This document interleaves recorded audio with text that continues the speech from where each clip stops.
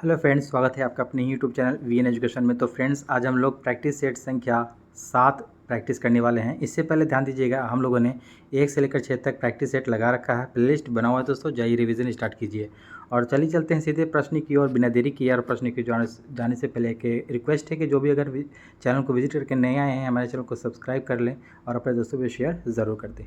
चलिए देखते हैं आज का ये पहला प्रश्न। तो फ्रेंड्स ध्यान दीजिएगा, सेशन स्टार्ट होने रहा है। सेशन स्टार्ट होने से पहले एक बार सेशन को लाइक कर दें और अपने ग्रुप में जल्दी से एक बार शेयर कर दें।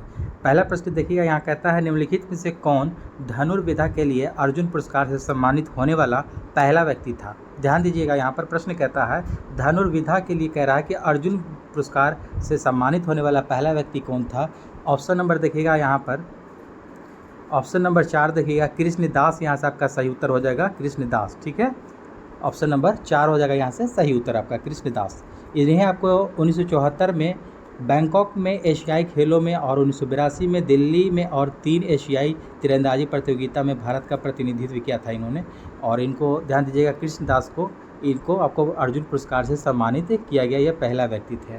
ठीक है, अगला प्रश्न कहता है, यहाँ पर ध्यान दीजिएगा, भारतीय संविधान के किस अनुच्छेद को डॉक्टर भीमराव अंबेडकर ने भारतीय संविधान का हृदय और आत्मा कहा है। ध्यान दीजिएगा, प्रश्न काफ़ी इंपॉर्टेंट है ये कि भारतीय संविधान के रिगार्डिंग पूछा जा रहा है यहाँ प्रश्न कि कौन सा अनुच्छेद है जिसको डॉक्टर भीमराव अंबेडकर ने भारतीय संविधान का हृदय और आत्मा कहा था।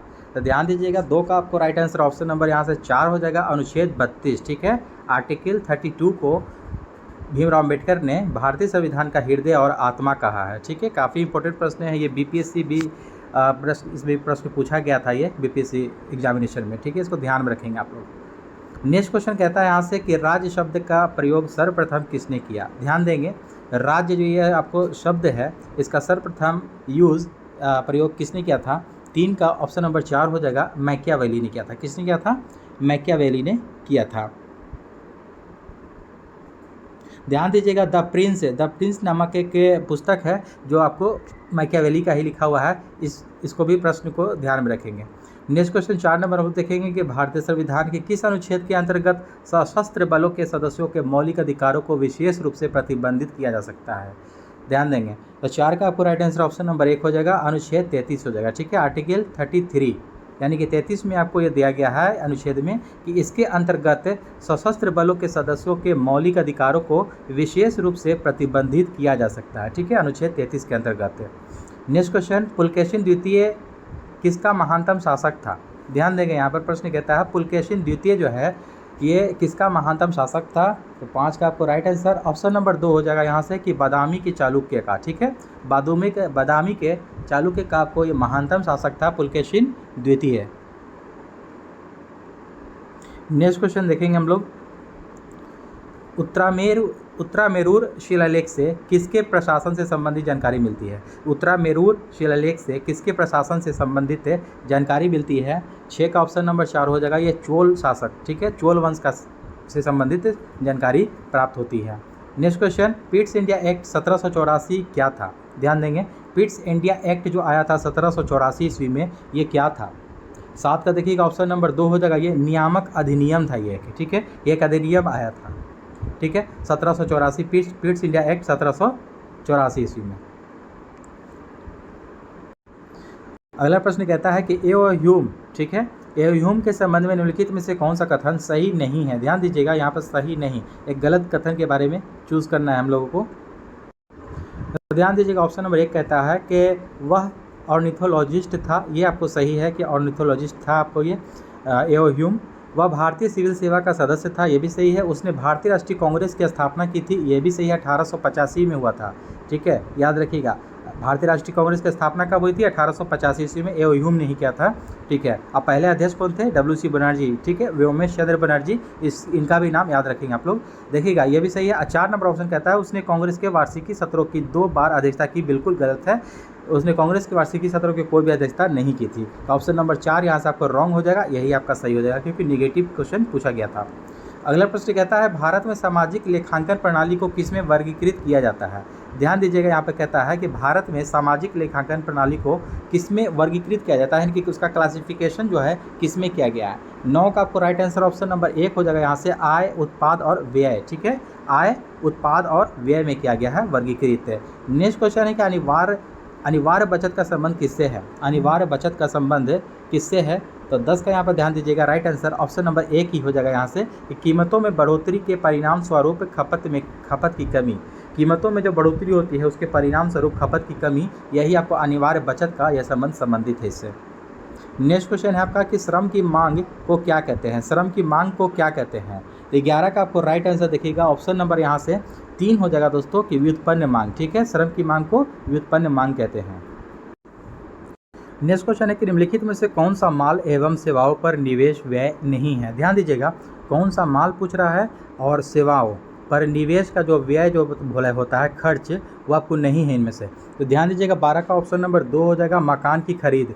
जो मकान की खरीद होती है ना, उस पर ये जो माल हो गया, चाहे सेवाओं पर जो हो गया निवेश जो होता है, वो आपको खर्च नहीं माना जाता है, तो नहीं होगा। तो ऑप्शन नंबर 2 हो जाएगा यहाँ से। ठीक है, 2। अदरवाइज कंपनी के मुख्य संयंत्र का विस्तार, मशीनरी की खरीद, फिर कारोबारी माल सूची में वृद्धि, ये सब आपको इस पर व्यय, निवेश व्यय माना जाता है। नेक्स्ट क्वेश्चन है आपका 13 नंबर यहाँ से, कि निम्नलिखित में से कौन सा निजी कॉर्पोरेट क्षेत्र की बचत को दर्शाता है। ध्यान देंगे, निजी कॉर्पोरेट क्षेत्र की बचत को दर्शाता है। 13 का ऑप्शन नंबर 3 हो जाएगा यहाँ से, कि अवितरित लाभ। क्या कहलाता है, किसको दर्शाता है, अवितरित लाभ को। अगला प्रश्न है कि भारतीय संसद के संयुक्त सत्र की अध्यक्षता कौन करता है। भारतीय जो संसद है अपना, तो उसको संयुक्त सत्र की अध्यक्षता कौन करता है। देखिएगा, इसको बुलाता भी है कोई। ठीक है, तो यहाँ पर ध्यान दीजिएगा, 14 का ऑप्शन नंबर यहाँ पर देखिएगा 1 हो जाएगा दोस्तों, कि लोकसभा का अध्यक्ष है। ध्यान दीजिएगा, भारतीय संसद के संयुक्त सत्र की जो बैठक होती है उसको बुलाता है अनुच्छेद 108। याद रखिएगा, अनुच्छेद 108 के अंतर्गत इसे बुलाता है राष्ट्रपति, लेकिन इसकी अध्यक्षता की अगर बात की जाए तो लोकसभा का अध्यक्ष इसकी अध्यक्षता करता है। तो ऑप्शन नंबर 1 यहाँ से आपका सही उत्तर हो जाएगा। नेक्स्ट क्वेश्चन देखेंगे हम लोग। नेक्स्ट क्वेश्चन आपका कि दांत और हड्डियां किससे मजबूत और दृढ़ता प्राप्त करते हैं। ध्यान दीजिएगा, दांत और जो हड्डी है हमारे शरीर में जो मौजूद है, वो आपको किससे अब मजबूती और दृढ़ता जो होता है कि प्राप्त करते हैं। कैल्शियम, क्लोरीन या सोडियम। ध्यान दीजिएगा, 15 का ऑप्शन नंबर 1 हो जाएगा दोस्तों, कैल्शियम से। ठीक है, हमारे दांत और हड्डी को मजबूत करने के लिए कैल्शियम की आवश्यकता होती है। ध्यान दीजिएगा, तो यहाँ से राइट आंसर ऑप्शन नंबर 1 हो जाएगा। 16 नंबर प्रश्न देखेंगे यहाँ से, कि शार्क में किस प्रकार की पूंछ पाई जाती है। ध्यान देंगे, शार्क में पूछ रहा है किस प्रकार की पूंछ पाई जाती है। 16 का आपको ऑप्शन नंबर यहाँ से देखिएगा 3 हो जाएगा, विषम पाली पूंछ पाई जाती है। क्या हो जाएगा, विषम पाली पूंछ। ठीक है, नेक्स्ट क्वेश्चन है कि सिग्मा रूपी बृहदांत्र किसका भाग है। ध्यान दीजिएगा, सिग्मा रूपी बृहदांत्र किसका भाग है। 17 का ऑप्शन नंबर यहाँ पर ध्यान देंगे हम लोग 3 हो जाएगा, बड़ी आंत का ये। ठीक है, बड़ी आंत का ये भाग होता है। 18 नंबर प्रश्न है कि धारा का वहन करने के समय सुचालक कैसा होता है। ध्यान देंगे, धारा का वहन करने के समय सुचालक के कैसा होता है। तो 18 का आपको राइट आंसर ऑप्शन नंबर 2 हो जाएगा यहाँ से, कि ऋणात्मकता आवेशित होता है। क्या होता है, ऋणात्मकता आवेशित। अगला प्रश्न है कि किस स्थान पर चुंबकीय याम्योत्तर और भौगोलिक याम्योत्तर के बीच कोण कैसा होता है। ध्यान देंगे, चुंबकीय याम्योत्तर और भौगोलिक याम्योत्तर के बीच का कोण जो है कि कैसा होता है। 19 का ऑप्शन नंबर यहाँ पर ध्यान दीजिएगा 3 हो जाएगा यहाँ से आपको। ठीक है, डिक्लिनेशन हो जाएगा आपका यहाँ पर सही उत्तर, यानी कि समक्रांतिक। ठीक है, डिक्लिनेशन होता है। अगला प्रश्न है कि भारत में आजकल नंबर 1 पर चल रही सोशल नेटवर्क वेबसाइट फेसबुक के संस्थापक कौन है। ध्यान दीजिएगा, फेसबुक के संस्थापक कौन है। सभी लोग आप लोग जानते होंगे, क्योंकि आप लोग सभी लोग यूज़ करते हैं, तो आई होप कि जानते होंगे। तो 20 का देखिएगा यहाँ पर ऑप्शन नंबर 4 हो जाएगा, मार्क जुकरबर्ग। ठीक है, फेसबुक का नाम चेंज करके मेटा कर दिया है। ठीक है, इसके भी ध्यान रखेंगे, मेटा कंपनीज़ को संचालित कर रहा है। ध्यान दीजिएगा। तो नेक्स्ट क्वेश्चन आपका यहाँ पर 21 नंबर की, स्वतंत्रता के पूर्व संध्या पर निम्नलिखित में से किस आंदोलन ने सबसे बड़ा कृषक छापामार युद्ध देखा। ठीक है, 21 का देखिएगा ऑप्शन नंबर यहाँ पर ध्यान दीजिएगा 4 हो जाएगा, तेलंगाना आंदोलन ने ये देखा। अगला प्रश्न यहाँ पर ध्यान दीजिएगा, 22 नंबर प्रश्न कहता है कि प्राकृतिक एवं मानव निर्मित दोनों रूपों को दर्शाने वाले बड़े पैमाने पर मानचित्रों को क्या कहते हैं। प्राकृतिक और मानव निर्मित दोनों के रूपों को दर्शाने वाले पूछ रहा है। तो 22 का ऑप्शन नंबर 2 हो जाएगा, स्थलाकृतिक मानचित्र इसको कहते हैं। क्या कहते हैं, स्थलाकृतिक मानचित्र। नेक्स्ट क्वेश्चन, भारत में कौन सी नदी विभ्रंश घाटी में बहती है। ध्यान देंगे भारत में जो कौन सी नदी है जो कि विभ्रंश घाटी में आपको बहती है, 23 का ऑप्शन नंबर 3 हो जाएगा, ये नर्मदा नदी है। ठीक है, ठीक है। पश्चिम की ओर बहने वाली आपको दो नदी है, नर्मदा और ताप्ती दोनों। ठीक है, डेल्टा न बनाने वाली भी नदी, आपको प्रश्न एक आता है कि डेल्टा न बनाने वाली कौन सी नदी है, तो नर्मदा और ताप्ती दोनों नाम याद रखेंगे आप लोग। ठीक है, उल्टी दिशा में ये बहने वाली नदी है दोनों। नेक्स्ट क्वेश्चन देखेंगे हम लोग यहाँ से 24 नंबर की, दो बड़े भू समूहों को जोड़ने वाली संकीर्ण भूपट्टी को क्या कहते हैं?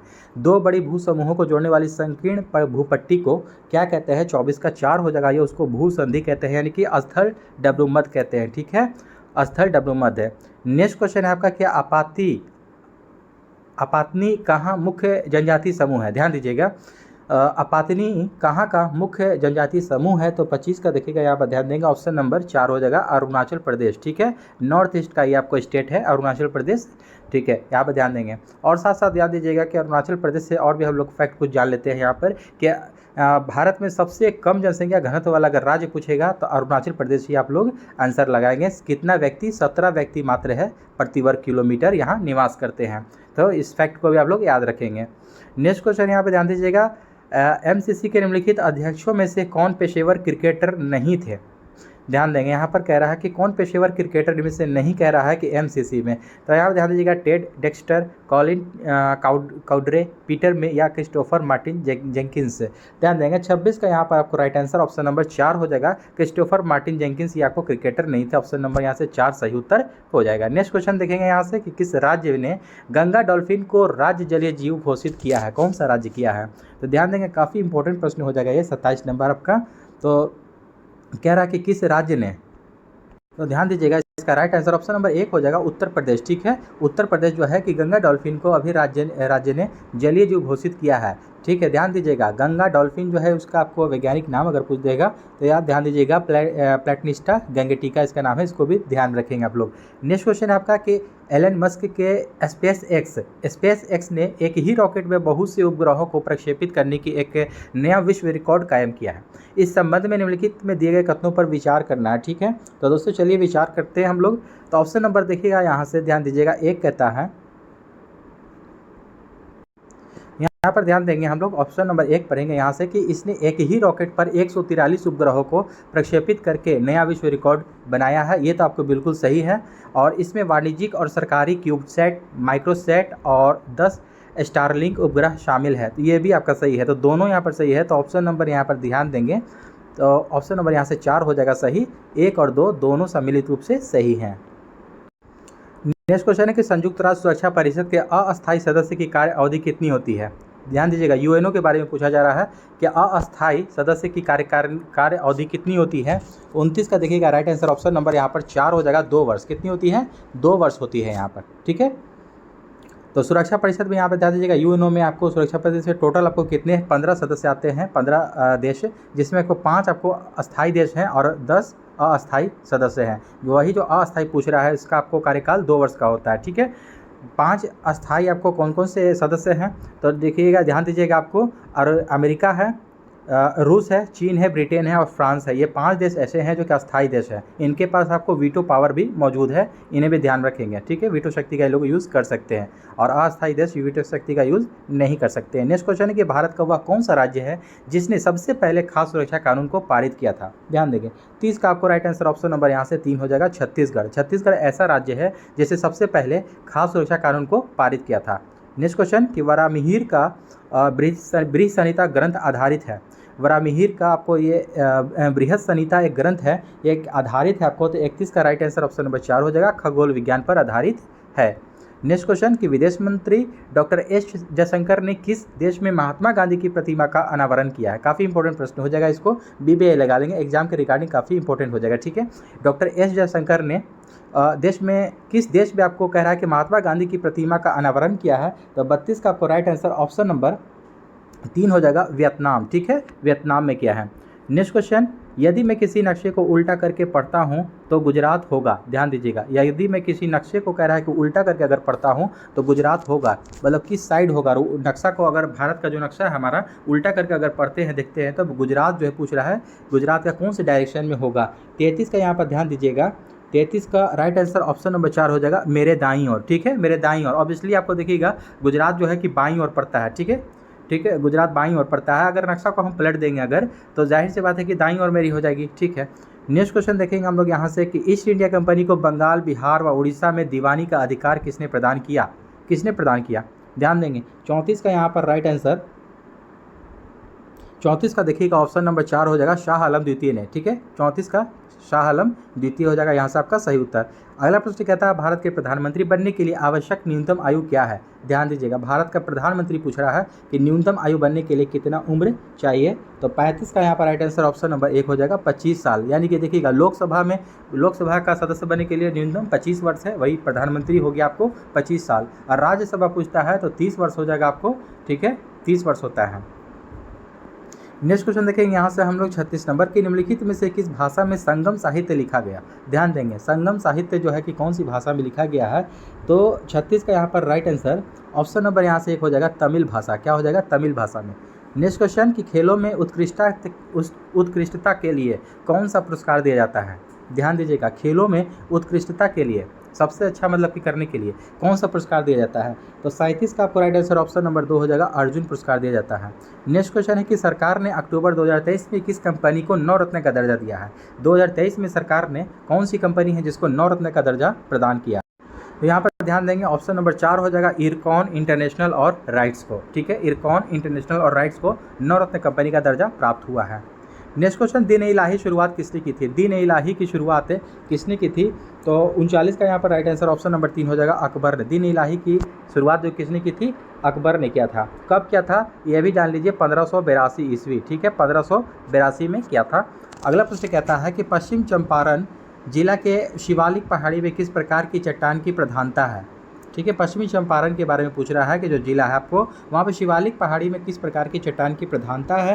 तो 40 का राइट आंसर ऑप्शन नंबर 2 हो जाएगा, यहाँ पर परतदार चट्टान वहाँ पाई जाती है। नेक्स्ट क्वेश्चन, किस संगीत निर्देशक को 2022-23 के लिए राष्ट्रीय लता मंगेशकर सम्मान से सम्मानित किया गया है? राष्ट्रीय लता मंगेशकर सम्मान से सम्मानित किया गया है। 41 का आपको राइट आंसर ऑप्शन नंबर यहाँ से ध्यान देंगे, यहाँ पर 4 हो जाएगा। ठीक है, उत्तम सिंह को। किसको? उत्तम सिंह को। नेक्स्ट क्वेश्चन, बिहार की प्रथम महिला मुख्यमंत्री कौन है? ध्यान देंगे, बिहार की प्रथम महिला मुख्यमंत्री कौन है? काफ़ी इंपॉर्टेंट प्रश्न हो जाएगा। ठीक है, 42 का आपको राइट आंसर ऑप्शन नंबर यहाँ पर 3 हो जाएगा, राबड़ी देवी। ठीक है, लालू प्रसाद यादव की जो है वाइफ है ये राबड़ी देवी, इसे ध्यान रखेंगे। नेक्स्ट क्वेश्चन है यहाँ पर ध्यान दीजिएगा, निम्नलिखित में से किस भारतीय को प्रथम संयुक्त राष्ट्र मलाला सम्मान दिया गया है? प्रथम भारतीय को पूछ रहा है यहाँ पर कि संयुक्त राष्ट्र मलाला सम्मान दिया गया है। तो 43 का राइट आंसर ऑप्शन नंबर 1 हो जाएगा, दामिनी को दिया गया है। किसे? दामिनी को। अगला प्रश्न है, बिहार में किस सरकार ने सर्वप्रथम स्कूलों में अंग्रेजी की पढ़ाई की अनिवार्यता समाप्त कर दी थी? ध्यान दीजिएगा, यानी कि जो अंग्रेजी की जो पढ़ाई होती है स्कूलों में, उसकी आपको अनिवार्यता को समाप्त कर दी थी। कौन से? बिहार में किसकी सरकार ने? सर्वप्रथम। तो 44 का राइट आंसर ऑप्शन नंबर 2 हो जाएगा, महामाया सरकार ने। कौन सी? महामाया सरकार। नेक्स्ट क्वेश्चन है आपको, निम्नलिखित में से कौन सा नाम पटना से संबंधित नहीं है? ध्यान दीजिएगा, यहाँ पर ध्यान देंगे, काफ़ी इंपॉर्टेंट प्रश्न है अभी कि पटना से संबंधित आपको नहीं है, पूछ रहा है कि कौन सा नाम। तो 45 का आपको राइट आंसर ऑप्शन नंबर देखिएगा यहाँ पर 4 हो जाएगा, कनिष्कपुर। ठीक है, कनिष्कपुर यह है जो कि संबंधित नहीं है। कुसुमपुर पटना का नाम रह चुका है, पुष्पपुर अजीबाबाद भी रह चुका है। ध्यान दीजिएगा, कनिष्कपुर नहीं रहा है। काफ़ी इंपॉर्टेंट प्रश्न है इसको। ठीक है, ध्यान रखेंगे आप लोग। अगला प्रश्न कहता है कि एमनेस्टी इंटरनेशनल संस्था काम करती है किसके लिए? तो यहाँ पर ध्यान दीजिएगा, ऑप्शन नंबर 1 हो जाएगा दोस्तों, मानव अधिकार के क्षेत्र में काम करती है एमनेस्टी इंटरनेशनल। नेक्स्ट क्वेश्चन है आपका, भाभा परमाणु अनुसंधान केंद्र स्थित है? ध्यान देंगे, भाभा परमाणु अनुसंधान केंद्र जो स्थित है, कहाँ स्थित है ये? 47 का ऑप्शन नंबर देखिए 4 हो जाएगा, ये मुंबई में स्थित है। कहाँ है? मुंबई में। नेक्स्ट क्वेश्चन 48 नंबर कहता है कि बिहार में हिंदी साहित्य सम्मेलन की स्थापना कहाँ हुई थी? हिंदी साहित्य सम्मेलन की स्थापना कहाँ हुई थी? 48 का यहाँ पर राइट आंसर ऑप्शन नंबर देखेंगे, यहाँ 4 हो जाएगा, पटना में। ठीक है, पटना। बिहार में हिंदी साहित्य सम्मेलन की स्थापना कहाँ हुई थी? पटना में। नेक्स्ट क्वेश्चन, एशियन गेम्स के इतिहास में जेवलिन थ्रो में स्वर्ण पदक जीतने वाली पहली भारतीय महिला एथलीट कौन बनी है? ध्यान दीजिएगा, जेवलिन थ्रो यानी कि भाला फेंक में स्वर्ण पदक जीतने वाली पहली भारतीय महिला के बारे में पूछ रहा है कि कौन सी एथलीट बनी है एशियन गेम्स में। 49 का आपको राइट आंसर ऑप्शन नंबर 1 हो जाएगा अन्नू रानी, ध्यान दीजिएगा। जेवलिन थ्रो में आपको फेमस तो आपको नीरज चोपड़ा जी हैं अपने भारत के, ध्यान दीजिएगा। यहाँ पूछ रहा है महिला तो अन्नू रानी नाम भी याद रखेंगे। एशियन गेम्स में जेवलिन थ्रो में स्वर्ण पदक जीतने वाली हैं ये। अगला प्रश्न कहता है यहाँ से कि ईश्वर चंद्र विद्यासागर सबसे अधिक संबंधित हैं तो किससे संबंधित है ईश्वर चंद्र विद्यासागर। 50 नंबर देखिएगा, प्रश्न का उत्तर 2 हो जाएगा विधवा विवाह से, ठीक है। विधवा पुनर्विवाह जो अधिनियम जो पास किया था, ये बनाया था ईश्वर चंद्र विद्यासागर के ही नहीं बनाया था। इनका नाम आता है प्रोफेसर D.K. कर्वे का भी नाम आता है, इनका भी नाम याद रखेंगे। ऑप्शन में रहेगा तो वो भी आप लोग उत्तर सही लगाएंगे। नेक्स्ट क्वेश्चन देखिएगा, यहाँ से सामान्य विज्ञान का हम लोग प्रश्न अब करने वाले हैं। गणित और रीजनिंग के लिए मैं आपको PDF प्रोवाइड करवा दूंगा। टेलीग्राम चैनल आप लोग वहाँ से लिंक मौजूद है डिस्क्रिप्शन बॉक्स में, वहाँ से कनेक्ट हो जाएं, वहाँ से आप लोग को मिल जाएगा PDF, ठीक है। नेक्स्ट क्वेश्चन देखिएगा, यहाँ से 51 नंबर कहता है कि सार्वत्रिक गुरुत्वीय स्थिरांक का विमीय सूत्र कौन सा है। ध्यान दीजिएगा, सार्वत्रिक गुरुत्वीय स्थिरांक के बारे में पूछ रहा है। 51 का आपको राइट आंसर ऑप्शन नंबर 4 हो जाएगा M−1L3T−2 हो जाएगा यहाँ से राइट आंसर। नेक्स्ट क्वेश्चन है आपका कि यदि क्रिया तथा प्रतिक्रिया एक ही पिंड पर कार्य करती है तो क्या होगा। क्या होगा यदि क्रिया तथा प्रतिक्रिया एक ही पिंड पर अगर कार्य कर रही है तो देखिएगा परिणाम क्या हो जाएगा, शून्य हो जाएगा। परिणाम क्या हो जाएगा, शून्य। ऑप्शन नंबर 1 यहाँ से आपका सही उत्तर हो जाएगा। अगला प्रश्न है सूर्य प्रकाश वर्णक्रम में कितने रंग हैं। सूर्य प्रकाश वर्णक्रम में कितने रंग हैं तो 53 का आपको राइट आंसर ऑप्शन नंबर 3 हो जाएगा यहाँ से दोस्तों 7 रंग है, ठीक है। कि ये देखिएगा एक अगर प्रिज्म होता है सूर्य की प्रकाश यहाँ से अगर यहाँ से प्रकाश को पार कराते हैं गुजारते हैं तो ये आपको 7 भाग में बढ़ जाता है, 7 रंगों में, जिसको हम लोग विबज्योर के नाम से जानते हैं, ठीक है। सबसे कम विचलित होने वाला रंग आपको रेड हो जाता है और सबसे ज़्यादा विचलित होने वाला रंग आपको वायलेट होता है, यानी कि बैगनी होता है, ठीक है। इसे भी जान लें। नेक्स्ट क्वेश्चन है इलेक्ट्रॉन को प्राप्त करने की प्रक्रिया को खाली स्थान कहते हैं, क्या कहते हैं। तो 54 का यहाँ पर देखिएगा राइट आंसर ऑप्शन नंबर 2 हो जाएगा अपचयन कहते हैं उसको। क्या कहते हैं, इलेक्ट्रॉन को प्राप्त करने की प्रक्रिया को अपचयन कहते हैं। नेक्स्ट क्वेश्चन है आपका यहाँ से 55 नंबर प्रश्न कहता है कि ऊष्मा विकिरण का अमान्य लक्षण यह है कि यह यात्रा करती है। ध्यान दीजिएगा, 55 का आपको राइट आंसर ऑप्शन नंबर 3 हो जाएगा प्रकाश की गति के साथ, ठीक है। प्रकाश की गति के साथ हो जाएगा यहाँ से सही उत्तर। अगला प्रश्न कहता है जल कैलोरीमितिक पदार्थ के रूप में उपयुक्त क्यों नहीं है। ध्यान देंगे, जल कैलोरीमितिक पदार्थ के रूप में उपयुक्त क्यों नहीं है। 56 का यहाँ पर सही उत्तर देखेंगे हम लोग। 56 का ऑप्शन नंबर देखिएगा 1 हो जाएगा। इसमें उच्च विशिष्ट ऊष्मा होती है, इसीलिए आपको जल कैलोरीमितिक पदार्थ के रूप में उपयुक्त नहीं की जाती है, क्योंकि इसमें उच्च विशिष्ट ऊष्मा होती है। नेक्स्ट क्वेश्चन है आपको कि पृथ्वी निम्नलिखित में से क्या है। ध्यान देंगे, पृथ्वी निम्न में से क्या है इनमें से। तो 57 का यहाँ पर देखिएगा राइट आंसर ऑप्शन नंबर यहाँ पर 3 हो जाएगा कि ऊष्मा का अच्छा अवशोषक और अच्छा विकिरक है ये पृथ्वी हमारा, ठीक है। नेक्स्ट क्वेश्चन 2 या 2 से अधिक रसायनों द्वारा उत्पन्न प्रभाव या प्रतिक्रिया रसायन के द्वारा अलग अलग उत्पन्न होने वाले प्रभावों या प्रतिक्रियाओं के योग से कम होता है, इसे क्या कहते हैं। ध्यान देंगे, 58 का आपको राइट आंसर ऑप्शन नंबर यहाँ पर 1 हो जाएगा, उसको हम लोग प्रतिरोध कहते हैं। क्या कहते हैं उसको हम लोग, प्रतिरोध कहते हैं। नेक्स्ट क्वेश्चन, अल्फा कण किसके परमाणु का नाभिक होता है। ध्यान दीजिएगा, अल्फा कण जो है आपको अल्फा कण किसके परमाणु का नाभिक होता है। 59 का आपको राइट आंसर ऑप्शन नंबर 3 हो जाएगा, यह हीलियम का नाभिक होता है, ठीक है, हीलियम का। 60 नंबर प्रश्न कहता है सल्फर डाइऑक्साइड किसके द्वारा रंजक पदार्थ को विरंजित कर देता है। सल्फर डाइऑक्साइड जो है किसके द्वारा रंजक पदार्थ को विरंजित कर देता है। 60 का आपको राइट आंसर ऑप्शन नंबर 1 हो जाएगा दोस्तों, तनुकरण। क्या हो जाएगा, तनुकरण। नेक्स्ट क्वेश्चन, निम्नलिखित में से कौन सा तत्व रेडियोधर्मी नहीं है। ध्यान दीजिएगा, कौन सा तत्व है इनमें से जो कि रेडियोधर्मी नहीं है। तो 61 का ऑप्शन नंबर 3 हो जाएगा जिरकोनियम, ठीक है, जिरकोनियम।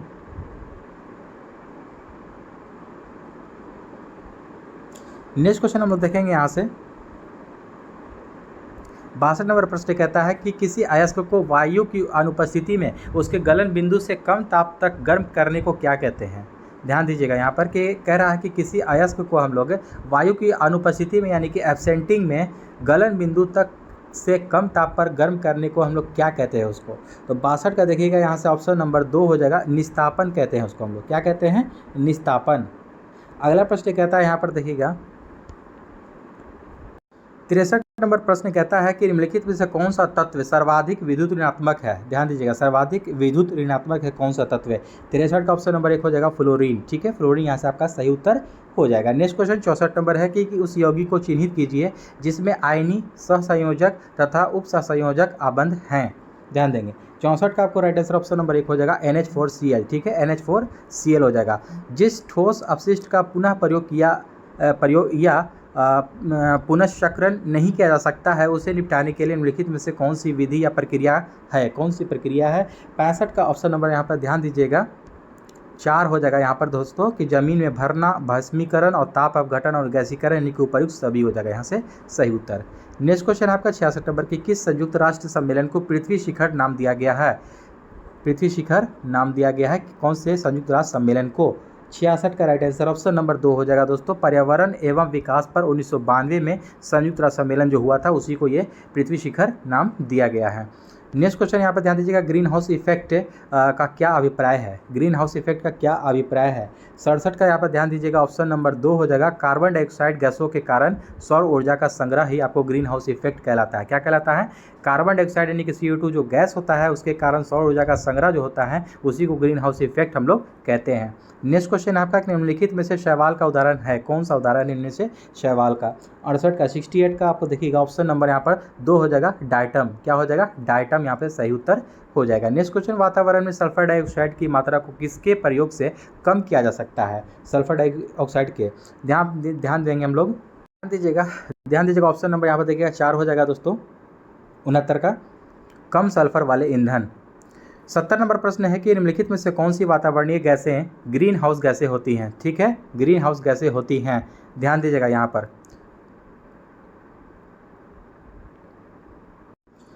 ध्यान दीजिएगा कुछ क्या क्वेश्चन कह रहा है कि वातावरणीय गैसें ग्रीन हाउस गैसें होती हैं। तो देखिएगा इनमें से कार्बन डाइऑक्साइड हो जाएगा एक, नाइट्रस ऑक्साइड और जलवाष्प हो जाएगा। नाइट्रोजन को काट दीजिए। ठीक है, तो 1 3 4 यहाँ से आपका सही उत्तर हो जाएगा।